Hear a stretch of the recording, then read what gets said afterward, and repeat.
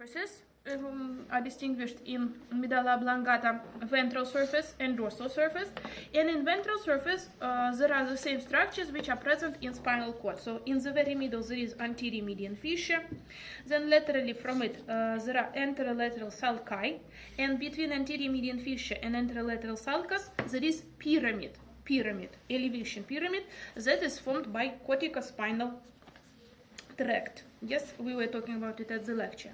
Laterally, from the anterolateral sulcus, there is another elevation that is olive, and it is formed by inferior olivary nucleus. We were also saying about it. Laterally from inferior olivary nucleus, there is posterolateral or retroolivary sulcus, sulcus retroolivaris. We should say that anterior median fissure is a exact continuation of medulla oblongata. Anterior median fissure of medulla oblongata. It is a continuation of anterior median fissure of spinal cord, and anterolateral sulcus is the same, but posterolateral sulcus is located more anterolaterally if to compare it with posterolateral sulcus of spinal cord.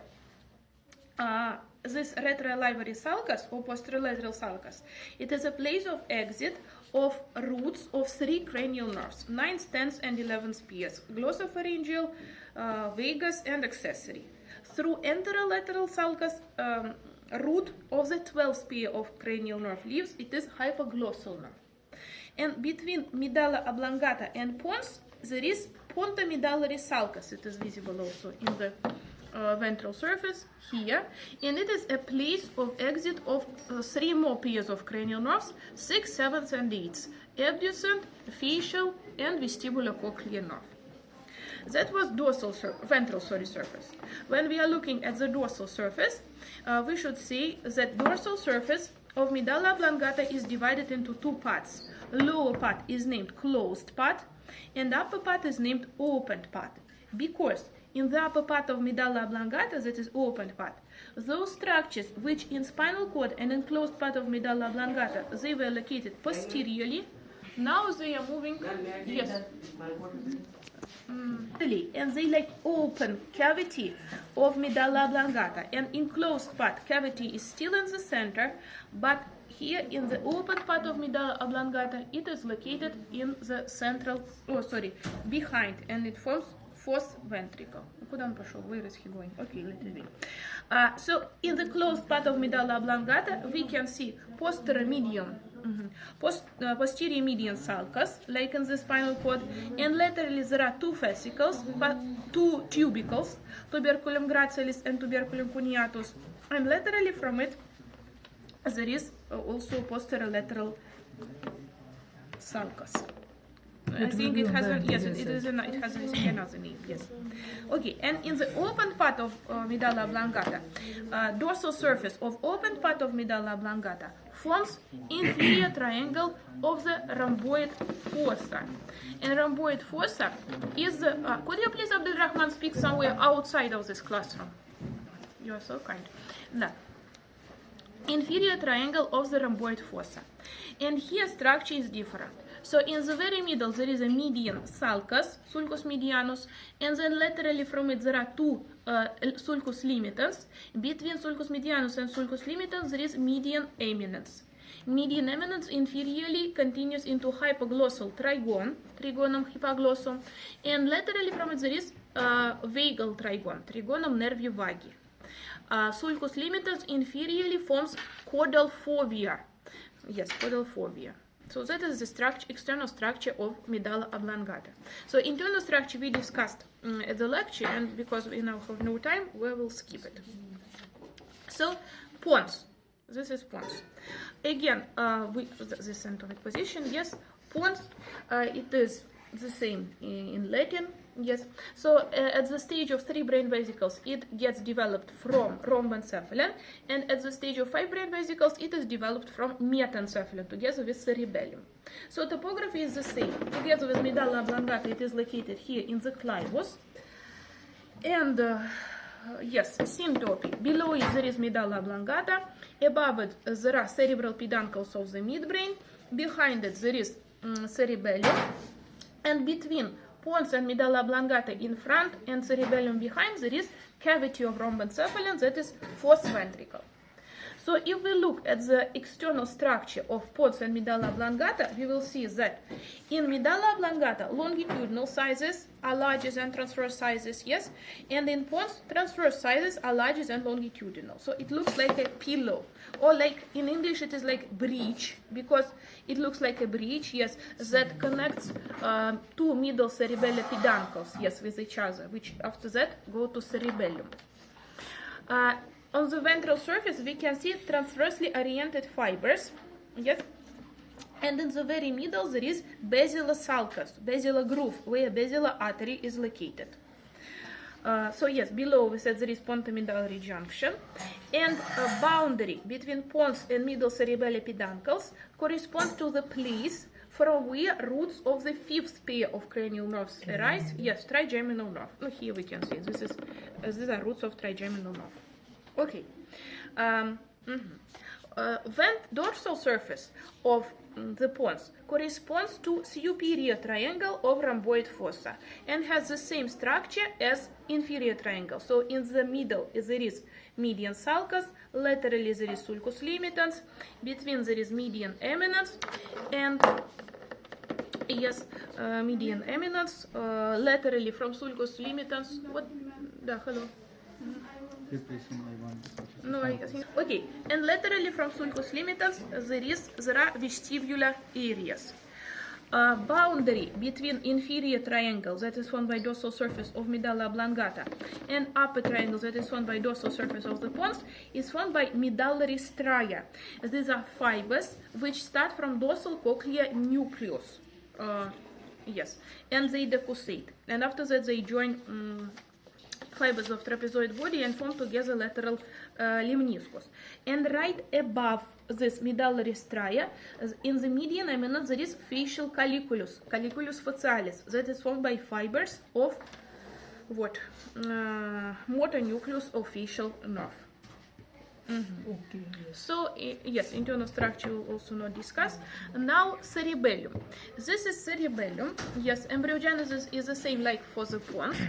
At the stage of 3 brain vesicles, it is developed from rhombencephalon, and at the stage of 5 brain vesicles, it is developed from metencephalon.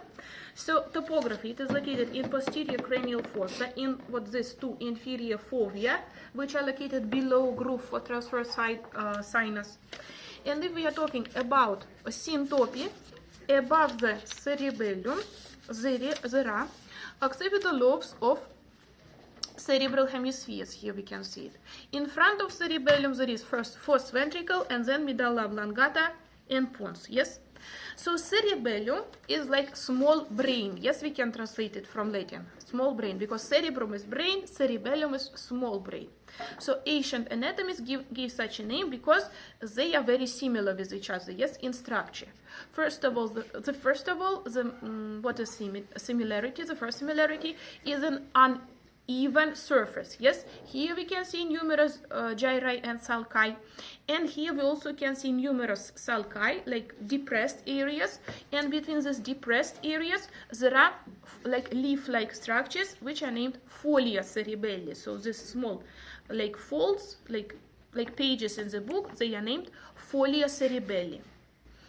Why is it done like that? To increase surface area, because in all the previous structures of brain, we were saying that gray matter is presented by nuclei only, yes? In cerebellum and in cerebral hemispheres, yes, there is cortex, and cortex is located superficially, yes, from outside it covers. And that's why the more folds, the more folds are present, the more surface area, the more square of the cortex, so the more neuron bodies, yes? And here we can see this is sagittal section. We can see that white matter is located in the center and is surrounded by cortex from outside. Yes, and this pattern is named arbor vitae, tree of life. Yes. The other similarity is that cerebellum, just like cerebral hemispheres, consists of two hemispheres also. There is right cerebellar hemisphere and left cerebellar hemisphere. And between them there is vermis, like worm, vermis structure. So there are lobules in both cerebellar hemispheres and vermis. There are 8 lobules. You will study them. They are described in the book. There are 2 surfaces in cerebellum, superior surface and inferior surface, and it is separated from each other by means of longitudinal fissure. Okay, and what else? Yes. For external structure, we also should say that cerebellum is connected with another parts of brainstem by means of 3 pairs of cerebellar peduncles. There are middle cerebellar peduncles, which are between cerebellum and pons. There are inferior cerebellar peduncles. They are between cerebellum and medulla oblongata. Yes. I think in the other paper. Maybe here we can somehow. No, this is inferior cerebellar peduncles between cerebellum and medulla oblongata, and these are superior cerebellar peduncles, which are between cerebellum and midbrain. So the cerebellar peduncles, they are completely purely formed by white matter. So only conducting tracts pass through them, and you have to memorize each tract that passes through each of the peduncles. Yes. You also have to know structure of cerebellar cortex. It consists of 3 layers. No, we discussed it at the lecture, yes. And nucleus of cerebellum you also have to know. And evolutionary division of cerebellum, that it consists of archicerebellum, paleocerebellum, and neocerebellum. What else you have to study? Also, for the next lesson, you have to know structure of the fourth ventricle. So we said that floor of the fourth ventricle is formed by the rhomboid fossa. Thank you. By the rhomboid fossa, and rhomboid fossa is formed by dorsal surfaces of medulla oblongata and pons. Yes, and roof of the fourth ventricle is like tent-like structure. It has anterior superior part and posterior inferior part. So anterior superior part is formed by superior cerebellar peduncles, and between them there is superior medullary veil. Well, actually, I was always thinking that it is just connective tissue structure, but today in the morning in your book it's written that it is formed by white matter, this superior medullary veil. Okay, and posterior inferior part of this roof is formed by inferior cerebellar peduncles and inferior medullary veil. Inferior medullary veil is a connective tissue structure. It's written in your book also. So connective tissue structure, but also here in this part, posterior inferior part, there is choroid plexus. Choroid plexus. What is it? Plexus choroideus. It is a capillary network. Yes, here we can see it. It is a capillary network which participates in formation of cerebrospinal fluid by means of filtration. One more thing that is present in posterior inferior part of this roof of the fourth ventricle, these are 3 openings which communicate fourth ventricle with subarachnoid space. So here we can see. There is in the center, there is median aperture or Magendie aperture, and there are 2 lateral aperture or Luschka apertures. So cerebrospinal fluid that is produced by means of filtration from the choroid plexus. Choroid plexus is not present only in the fourth ventricle, it is present in the third, in lateral ventricles. Finally, it outflows to subarachnoid space through these openings, and then through, we'll talk about later, through pachyonic granulations, it gets back to the bloodstream into venous sinuses. We'll talk about it later. Okay, and you also have to say know that this fourth ventricle communicates inferiorly with central canal, yes, of spinal cord, and superiorly with sylvian aqueduct or cerebral aqueduct, that is a cavity of the midbrain.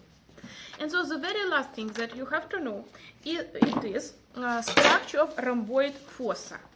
So rhomboid fossa is not only floor of the fourth ventricle, but it is also a place of projection of nuclei of cranial nerves from the 5th to the 12th pairs. 5th to the 12th pairs. And you have to know where exactly they are projected. first of all, you have to know structure of rhomboid fossa. So it is rhomboid in shape. Upper triangle is formed by dorsal surface of the pons. Yes, we said. And lower triangle. What this is the thing, but we are looking here now. Yes. So upper triangle is formed by dorsal surface of pons. Lower triangle is formed by dorsal surface of opened part of medulla oblongata. And we said that they are separated from each other by means of medullary stria. Yes. And in the very middle of the rhomboid fossa there is median sulcus. Laterally there are two sulcus limitans. Between them there is median eminence. Laterally from sulcus limitans there is vestibular area. Vestibular area is a place of projection of vestibular nuclei of vestibulocochlear nerve. Yes, they are four: superior, inferior, dorsal and ventral nuclei. All of them are projected here onto vestibular areas.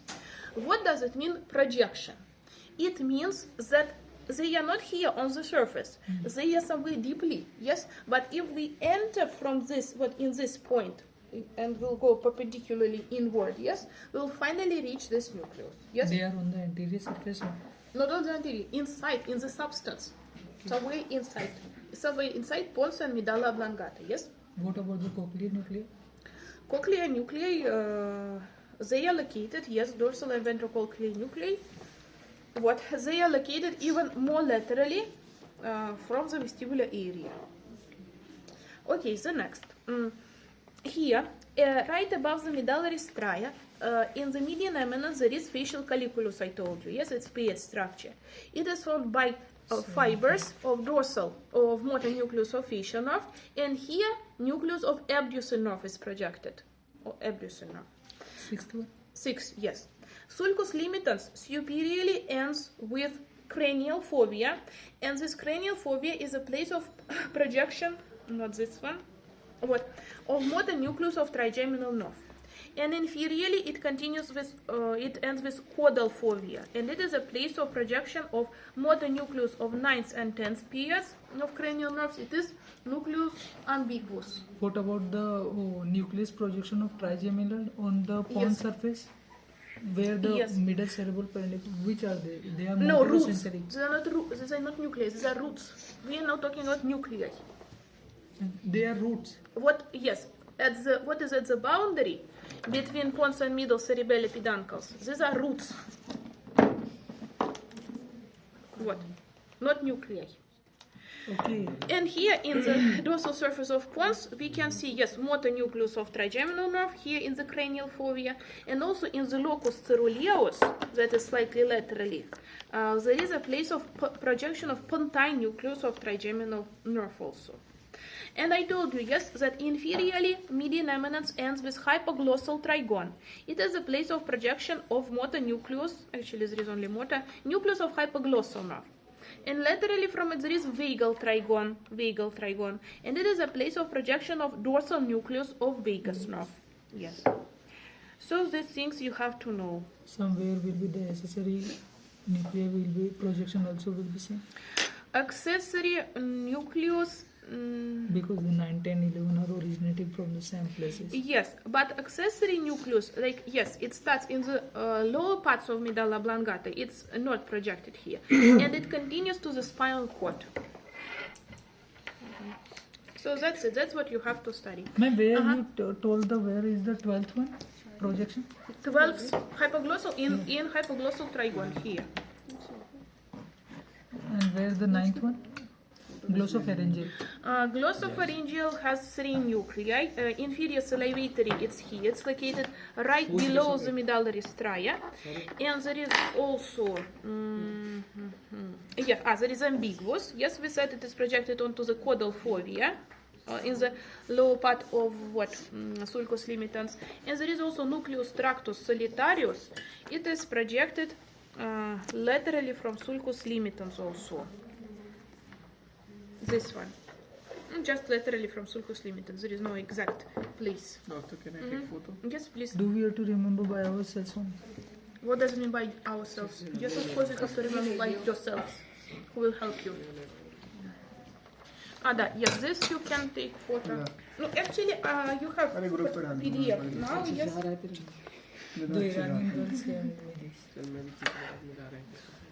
Yes, I saw it yesterday. Somebody also showed it to me. Which Iranian girl? the girl who is coming with the क्या नाम था भैया का Shivam Pandey. Ah.